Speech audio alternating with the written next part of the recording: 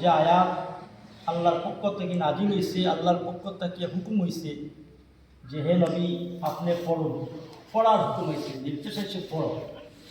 শিক্ষা ছাড়া আপনার এবাদত আমরা কীভাবে করতাম?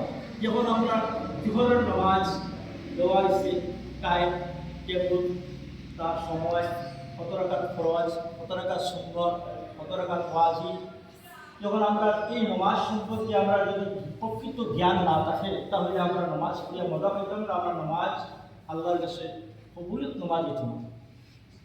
বলা আমরা ইমান ইমান কী জিনিস আমরা জানতে না, সেই ইমানের মেহনত হুজুরে পাক সাল্লাল্লাহু আলাইহি ওয়াসাল্লাম মক্কির 13 বছর মক্কির জিন্দেগি ইয়া আইয়ুহান নাস কুলু লা ইলাহা ইল্লাল্লাহু তুফলিহুন, হায় মানব জাতি তুমি তাই ফরিয়াও লা ইলাহা ইল্লাল্লাহু মুহাম্মাদুর রাসূলুল্লাহ তুফলিহুন মানে হলো কামিয়াব হইবে। আর কামিয়াবের ব্যাখ্যা অনেক, যে কামিয়াবের